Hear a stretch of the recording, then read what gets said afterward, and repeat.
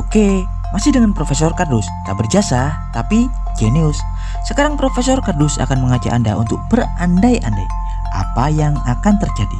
Ya, seandainya, umpamanya, andai kata negara kita tiba-tiba memiliki seorang presiden yang visioner, ambisius, jenius dengan intelektualitas di luar batas, sangat berwibawa, hingga mayoritas rakyat dan parlemen pasti akan mendukung segala keputusan yang diambil oleh pemerintah, termasuk program dan rencana prioritas untuk membangun senjata nuklir produksi dalam negeri. Apa saja yang harus pemerintah akan lakukan untuk mempersiapkan dan untuk memuluskan proyek ambisius tersebut? Ya, dan kali ini Profesor Kardus akan mengulas dan mencoba mengajak Anda menakar probabilitas atau kemungkinan terbaik untuk mewujudkan rencana imajinatif ini. Tapi sebelum Profesor Kardus mengulasnya, jangan lupa like dan subscribe di channel Profesor Kardus. Tak berjasa tapi jenius untuk mendapatkan informasi dan notifikasi terbaru dari sudut-sudut bumi dan sudut-sudut alam semesta lainnya. Membuat senjata nuklir tentunya tak sama seperti membuat bom ikan, di mana kita tinggal meracik bahan kimia oksida atau mesiu dan kemudian mengisolasinya pada bahan tertutup, di mana ketika pemicu atau detonator memanaskan mesiu dari ruang vakum, gas panas akan terbentuk dan memberontak dan kemudian memaksa keluar hingga menghasilkan ledak, dan bahan-bahannya pun mudah kita beli di mana saja. Tapi senjata nuklir berbeda, dan berikut adalah hal utama yang harus penuhi dan persiapkan. Yang pertama adalah mentalitas bangsa dan dukungan. Ya, pengembangan senjata nuklir sangatlah dilarang dan bersifat ilegal. Perjanjian non-proliferasi nuklir 1968, di mana sejak saat itu kepemilikan dan pengembangan proyek senjata nuklir sangat dibatasi dan diawasi. Hanya 5 anggota Dewan Keamanan tetap yang boleh memiliki, dan itu pun dengan ketentuan penggunaan yang terbatas. Jadi seandainya negara kita ingin dan benar-benar berambisi untuk menjadi dan melakukan pengembangan senjata nuklir, maka mentalitas terutama kesatuan bangsa kita harus kuat. Karena seandainya dunia internasional mengetahui jika negara kita sedang mengembangkan proyek senjata nuklir, pastinya tekanan besar akan langsung menerjang, terutama oleh negara-negara adik kuasa pemilik senjata nuklir, juga negara yang anti senjata nuklir. Tekanan intervensi masif pasti akan langsung kita terima. Sanksi dan embargo ekonomi pasti akan datang mencengkram dan mengancam kita agar kita menghentikan proyek senjata tersebut. Di fase inilah mentalitas rakyat benar-benar diuji. Embargo ekonomi internasional pastinya memicu krisis dan inflasi.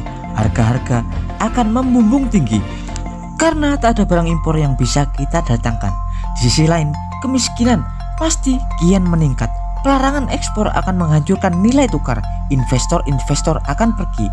Ya, saat itu terjadi, kita akan kesulitan jika berdiri seorang diri. Kita butuh perlindungan dan sekutu yang kuat untuk meminimalisir dampak yang akan terjadi. Dan di bumi ada 3 raksasa yang paling berpengaruh, memegang kendali dan hegemoni, yakni Amerika Serikat, Rusia, juga Cina. Karena dengan memiliki dukungan dari salah satu dari 3 adik kuasa tersebut, kita dapat meminimalisir dampak yang pasti akan datang, seperti embargo ekonomi, pelarangan ekspor impor, dan lain-lain. Contoh, Cina adalah sekutu besar Korea Utara. Kebutuhan dalam negeri Korea Utara ketika sanksi ekonomi, embargo, dan isolasi mengakibatkan kemiskinan dan kehancuran parah bagi perekonomian Korea Utara. Hal serupa juga terjadi di Israel. Sejak era 60-an, banyak negara-negara, terutama negara-negara Arab dan mayoritas Muslim, juga negara-negara lainnya yang kerap menuntut Majelis Perserikatan Bangsa-Bangsa untuk memberikan resolusi dan sanksi pada Israel karena aksi Israel dalam klaim tepi barat di Palestina. Tapi upaya tersebut kerap kali diveto oleh Amerika Serikat dan harus gagal. Karena kita tahu, biar bagaimanapun Amerika Serikat memiliki ikatan diplomatik kuat dengan Israel. Dan selanjutnya adalah sumber daya dalam pengembangan senjata nuklir. Selain faktor resiko dan tekanan intervensi asing, faktor penunjang, fasilitas, infrastruktur, sumber daya, dan lain-lain wajib terpenuhi. Proyek pengembangan senjata nuklir adalah proyek panjang, super mahal, dan sangatlah rumit yang akan memakan waktu pengembangan hingga puluhan tahun bahkan lebih.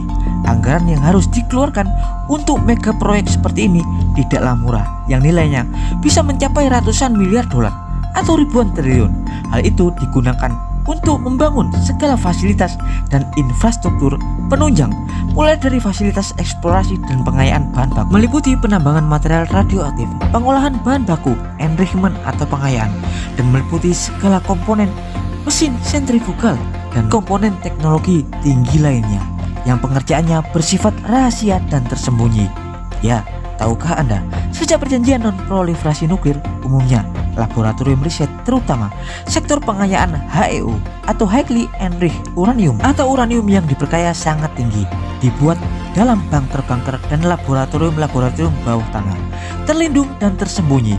Ketentuan Undang-Undang Non-Proliferasi Nuklir melalui IAEA memiliki wewenang untuk menghentikan proyek yang berhubungan dengan senjata nuklir, baik bersifat sanksi formal ataupun militer. Begitu pula dengan uji nuklir. Uji nuklir di atmosfer atau atas bumi pada saat ini sangatlah dilarang. Negara-negara pemilik senjata nuklir hanya boleh melakukan uji nuklir di bawah tanah, ketentuan dan berbagai persyaratan. Dan yang paling utama adalah sumber daya manusia.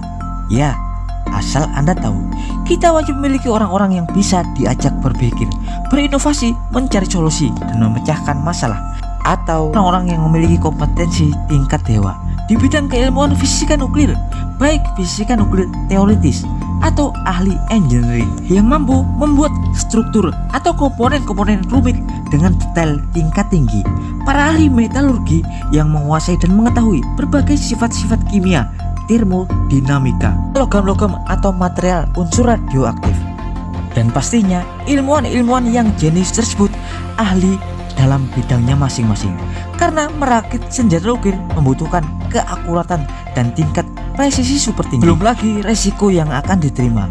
Ya, umumnya ilmuwan-ilmuwan nuklir yang memiliki potensi untuk mewujudkan ambisi suatu negara dalam proyek senjata nuklirnya akan menjadi incaran berbagai pihak yang berupaya untuk menggagalkan proyek senjata nuklir tersebut.